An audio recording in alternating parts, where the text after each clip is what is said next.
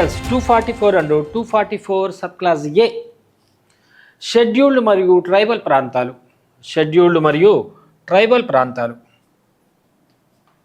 10th part. Explain about the scheduled and tribal areas.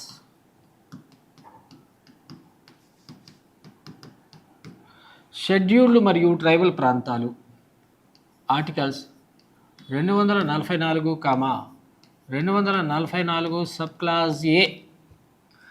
తెలుగులో మనం scheduled మరియు tribal ప్రాంతాలను గురించి. ఈ ట్రైబల్ ప్రాంతాలే మనం ఆదివాసీ ప్రాంతాలు అని కూడా పిలవచ్చు. To be explained about the administrative effects of the scheduled and tribal areas. To be explained about the administrative effects of the scheduled and tribal areas.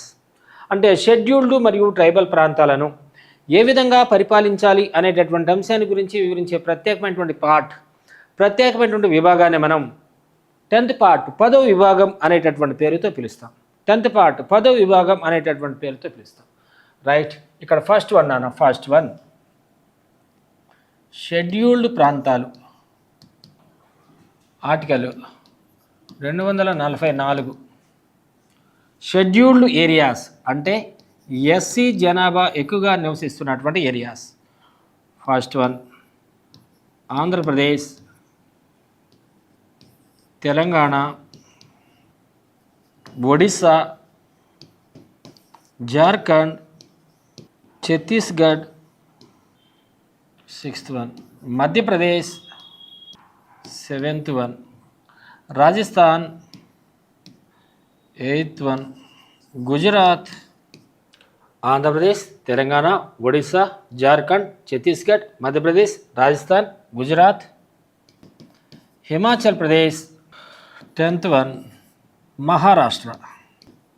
అంటే ఎస్సీలు ఎక్కువగా నివసిస్తున్నటువంటి రాష్ట్రాలు భారతదేశ వ్యాప్తంగా ఎన్ని రాష్ట్రాలు ఉన్నాయి? మన భారతదేశంలో 10 రాష్ట్రాలు ఉన్నాయి. కాబట్టి ఈ 10 రాష్ట్రాల్లో ఈ ఎస్సీ జనాభా అనేక రకాల ప్రాంతాల్లో విస్తరించి ఉంటారు. మరి ఆయా ప్రాంతాలను ఏ విధంగా రూల్ చేయాలి, ఆయా ప్రాంతాలను ఏ విధంగా పరిపాలించాలి అనేటటువంటి అంశాన్ని గురించి వివరించే ప్రత్యేకమైనటువంటి విభాగమే 10th part 10వ విభాగం. వివరించే ఆర్టికలే according article 244. Next scheduled tribal areas ఆదివాసీ ప్రాంతాలు అంటే ఎస్టీలు ఎక్కువగా నివసిస్తున్నటువంటి రాష్ట్రాలు. భారతదేశ వ్యాప్తంగా ఎన్ని ఉన్నాయంటే 4 రాష్ట్రాలు ఉన్నాయి. 1 అస్సోం, మిజోరాం, మేఘాలయ, త్రిపుర. మరి ఈ రాష్ట్రాల్లో ఉన్నటువంటి ఎస్టీ జనాభాను ఏ విధంగా పరిపాలించాలి, ఆయా ప్రాంతాలను ఏ విధంగా రూల్ చేయాలి అనేటటువంటి అంశాన్ని గురించి వివరించే ప్రత్యేకమైనటువంటి ఆర్టికలే 244 సబ్ క్లాస్ ఏ. 244 ఏ. కాబట్టి 10th part దేనికి సంబంధించింది? To be clearly explain about the administrative effects of the scheduled and tribal areas. Administrative effects of the scheduled and tribal areas. Next 11th part 11వ విభాగం అండ్ ఆల్సో 12th part 12వ విభాగం. Okay, first మనం దేని గురించి చెప్పాలి? 11th part 11వ విభాగం articles 245 నుంచి 255 వరకు చెప్తాను, మీకు క్లియర్గా చెప్తాను. అక్కడ 11th part 11వ విభాగం explain about the legislative and administrative relations between the administrative relations union and state governments. Articles 245 నుంచి 263 వరకు ఉన్నటువంటి ఆర్టికల్స్. రైట్, జనరల్గా మన భారతదేశంలో ఎన్ని రకాల ప్రభుత్వాలు ఉన్నాయని చెప్పుకున్నాం మనం? 2 రకాల ప్రభుత్వాలు ఉన్నాయి. 2 types of governments are there over India. Like that, one is union government, second one is state governments. కాబట్టి ఈ 2 రకాల ప్రభుత్వాల మధ్య అధికారాలను ఏ విధంగా డిస్ట్రిబ్యూట్ చేయాలి, అధికారాలను ఏ విధంగా విభజించాలి అనేటటువంటి అంశాన్ని గురించి వివరించే ప్రత్యేకమైనటువంటి విభాగాన్ని మనం 11th పార్ట్ 11వ విభాగం అంటాం. రైట్. ఈయనమా ఫస్ట్ ఇక్కడ రాస్తాను, తెలుగులో రాస్తాను ఒక మాట. 10వ విభాగం కేంద్ర రాష్ట్ర ప్రభుత్వాల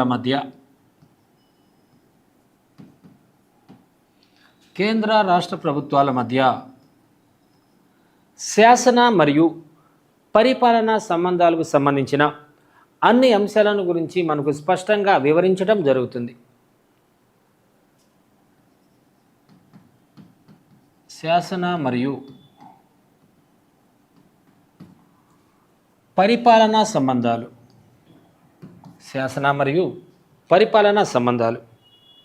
రైటానా? చూడమా. First legislative relations.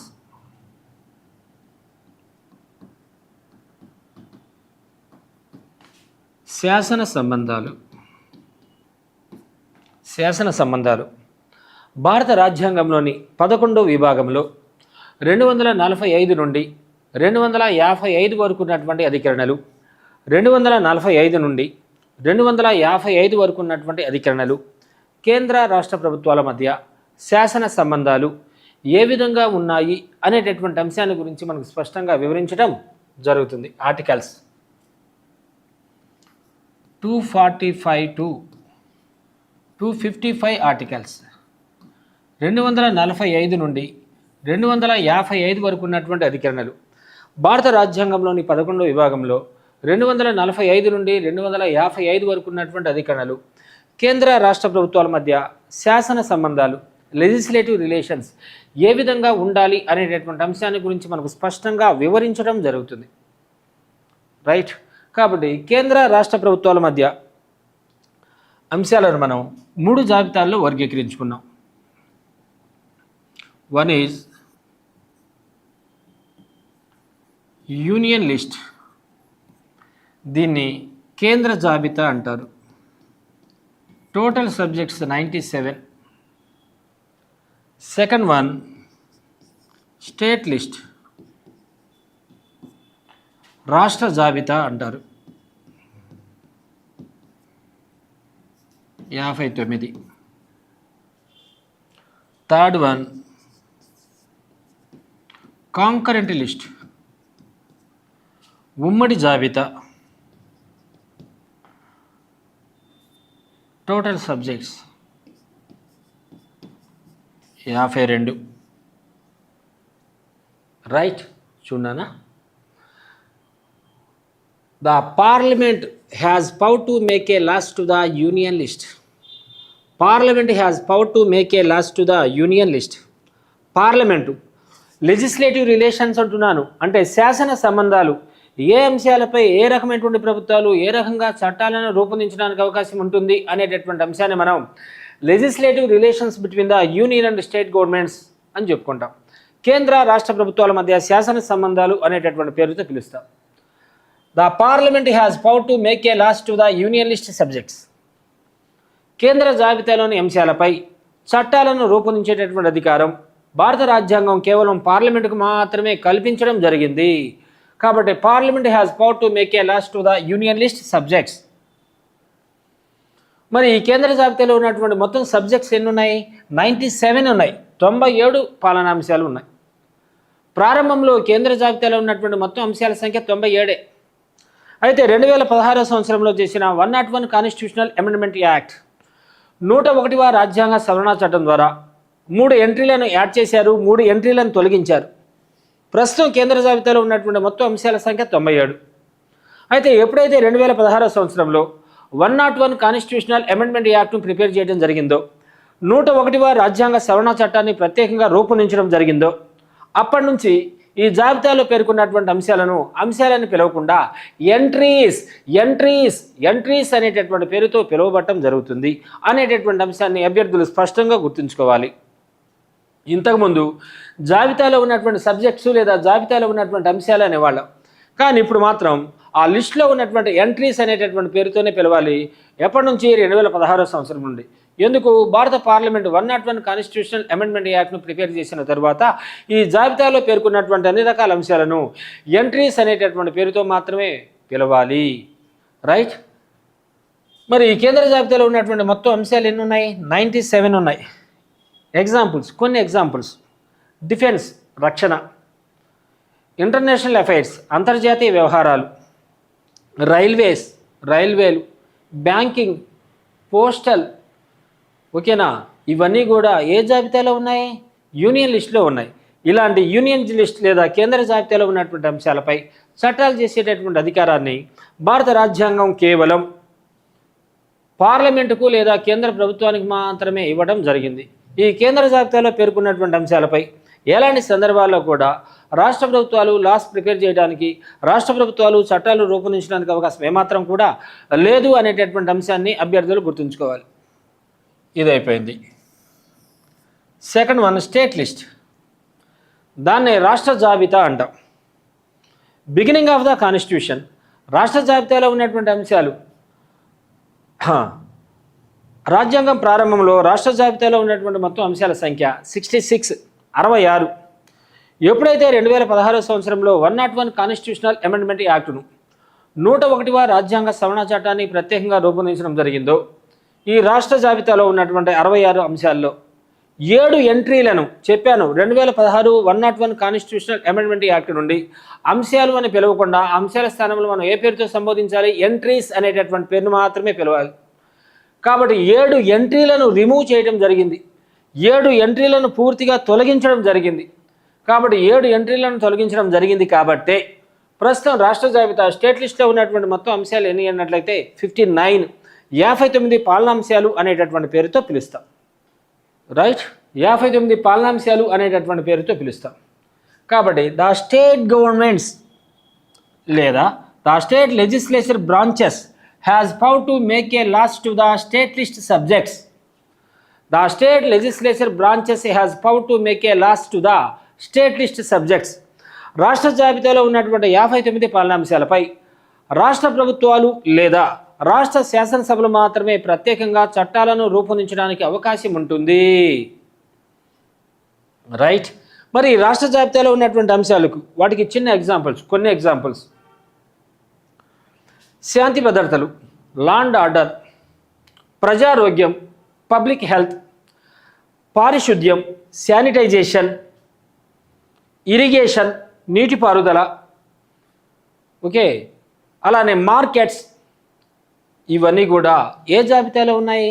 స్టేట్ లిస్ట్లో ఉన్నాయి, రాష్ట్ర జాబితాలో ఉన్నాయి. మరి ఇలా రాష్ట్ర జాబితాలో ఉన్నటువంటి అంశాలపై లాస్ ప్రిపేర్ చేసేటటువంటి అధికారాన్ని, చట్టాలు రూపొందించేటటువంటి అధికారాన్ని భారత రాజ్యాంగం ఎవరికి మాత్రమే ప్రొవైడ్ చేయడం జరిగింది? State legislature branches. So the state legislature branches has power to make a laws to the state list subjects. కాబట్టి రాష్ట్ర జాబితాలో ఉన్నటువంటి అంశాలపై చట్టాలను రూపొందించేటటువంటి అధికారం కేవలం రాష్ట్ర ప్రభుత్వాలకు మాత్రమే కలదు, లేదా రాష్ట్ర శాసనసభలకు మాత్రమే కలదు. జస్ట్ కొంచెం. On some special occasions, the Parliament has power to make a laws to the including state list subjects. On special occasions, the Parliament has power to make a laws to the state list subjects also. కొన్ని ప్రత్యేకమైనటువంటి సందర్భాలలో రాష్ట్ర జాబితాలో పేర్కొన్నటువంటి అంశాల మీద parliament మాత్రమే చట్టాలు చేయడానికి అవకాశాలు ఉన్నాయి. On the some special occasions అంటున్నాను. కొన్ని ప్రత్యేకమైనటువంటి సందర్భాలలో రాష్ట్ర జాబితాలో పేర్కొన్నటువంటి అంశాలపై పార్లమెంటు కూడా చట్టాలను రూపొందించడానికి అవకాశాలు ఉన్నాయి. ఏంటి ఆ special occasions?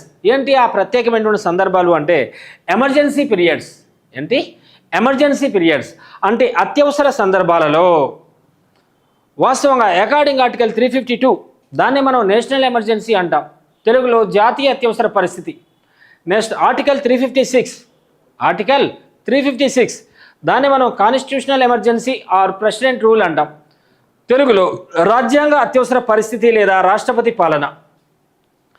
Third one according article 360. దాన్ని మనం ఫినాన్షియల్ ఎమర్జెన్సీ అంటాం, అంటే ఆర్థిక అత్యవసర పరిస్థితి. ఈ ప్రత్యేకమైనటువంటి సందర్భాలలో రాష్ట్ర జాబితాలో పేర్కొన్నటువంటి 59 పాలనాంశాలపై the parliament has power to make a laws to the state list subjects on the some special occasions like that emergency periods. One is national emergency, second one is constitutional emergency and also third one is financial emergency. ఇలాంటి అత్యవసరమైనటువంటి సందర్భాల్లో రాష్ట్ర జాబితాలో పేర్కొన్నటువంటి అంశాలపై parliament కూడా చట్టాలను రూపొందించడానికి అవకాశాలు ఖచ్చితంగా ఉన్నాయి. అలానే ఇంకో point, by the special request to the Rajya Sabha.